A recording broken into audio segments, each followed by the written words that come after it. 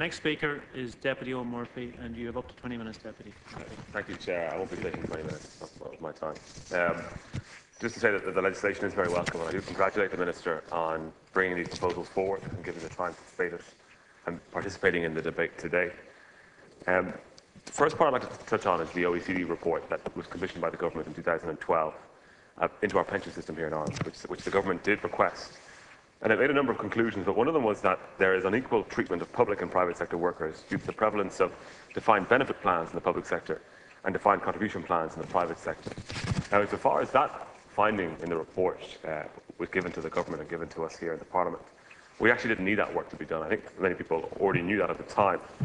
And I'm not trying to bash public servants, but I do think it's important that those in the public sector in receipt of defined benefit pensions, as the vast majority are, I think it's important that people recognise how incredibly fortunate they are to have the state sovereign backing their entitlements. Because, as we know from the purpose of this legislation and why we're debating it today, that not everyone is or does have such protection from the state sovereign when it comes to their own pension entitlements. And the vast majority of those in the public sector will not need for this legislation being debated today. I think that's a good thing for them. It is a good thing for people working in the public sector, that the state is backing their pensions in the way that it does. They don't have to fear for insolvency. But I think we have to recognise that great advantage that this gives for those employed in the public sector when we do debate things like pension reform or the length of the working week or reforming the practices in the public sector or changes to salaries. And I think it's incredibly important when we make comparisons with the private sector, which often as a result I think are not fair comparisons because we're not taking this crucial issue of pension entitlements into account. And if we want to achieve fairness in terms of people's working lives and those working in the public sector and the private sector, those working internally in the public sector, depending on where they work in it, as well as those in the private sector. We need to recognise these things in our pension system as it currently operates in the country today. And we need to also then welcome important reforms that are coming from the Minister in this particular area, and they are trying to achieve fairness. We do have a bigger problem, though, and it has been referenced by other speakers, and it concerns how we pay for all these pensions, be they public sector pensions or the state pension. The working age is going up incrementally, but even though it is going up, our working lives are still getting shorter. People are starting to work later in their lives as they receive more education, but they're also retiring at an early age and they're living for longer than they did previously. So what we have then is a shorter working life that's meant to financially sustain a lengthening non-working life.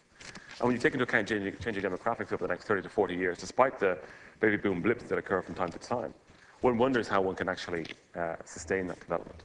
I mean, in a way, it's like constructing an inverted pyramid. It's just not going to stand. Total pension payments across the system currently are over 3 billion gross today. And we don't know what the actual future liability is in certain areas of our public sector, for example, in health, because it's never been calculated. In 2009, we have figures of 116 billion for our future liability on the state from the pension system.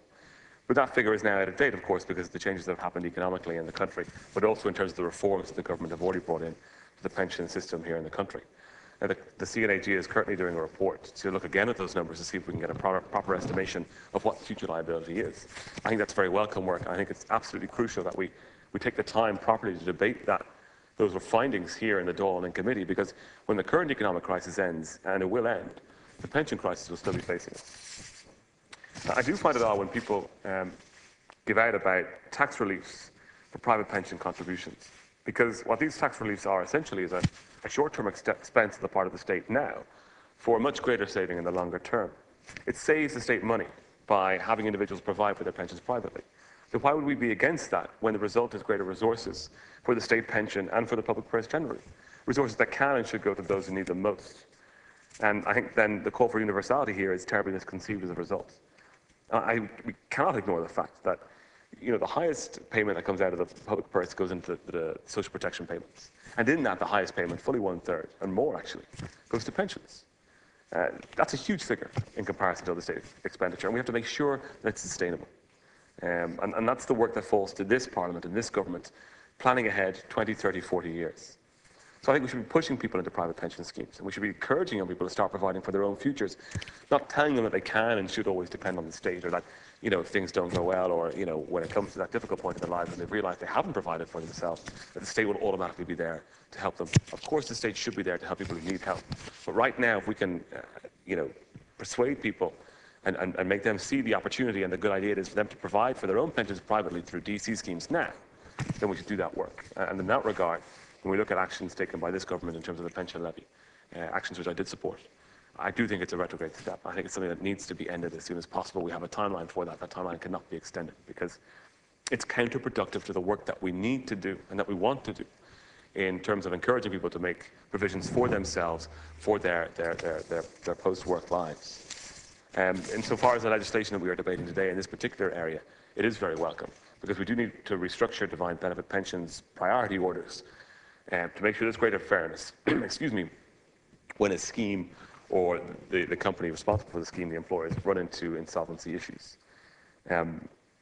You know, the single insolvency and double insolvency, it's not happening on a very wide scale, but it is very much a concern in the current economic climate. And so we have a responsibility to make sure that all the appropriate measures are in place in terms of the legislation and the supports that are available. And so a balance needs to be achieved because on the one side, of course, you have a pensioner, someone who has made their contributions throughout their life. They're now no longer working and they have no more earning capacity. And so they are almost fully dependent on that pension. They have to be protected for obvious reasons. At the same time, though, you have an employee, either present or formerly with the company, who has made contributions. Not to the same extent, maybe, but they have made contributions. They might even be close to retirement, of course, which would be a separate scenario. But with insolvency, those investments are wiped out. And it's not clear then what earning capacity they still have left in order to be able to make sure they have sufficient resources to look after themselves when they reach retirement. So we have to protect that person as well. And it's amazing, in fact, to think that we weren't doing that before then. So these changes are very welcome. Insofar as some of the changes that are coming in relation to single insolvency scenarios are concerned, I am interested in terms of some of the contributions I've heard this week, both inside this chamber and outside, in relation to certain practices in the UK that we're not following. I'm interested to hear more, and I know we'll get a chance of that at later stages of the legislation to debate those issues and to explain those reasons as to why we're not following that. Because, of course, you know, we're not inventing something for the first time here. If other countries are doing something in a particular way that might be a good practice for us to incorporate here as well, then we should look at that, particularly while there is time in the legislative process to do that. But just to conclude, Chair, this legislation is welcome, the debate is welcome, but we need a much bigger debate on the pension crisis that is currently facing this country in every sector of society, from the state pension to the public sector to the private sector, because this liability hangs over all of us, and it's not something that can be kicked down the road, as previous governments have tried to do. Thank you. Thank you, Deputy Murphy.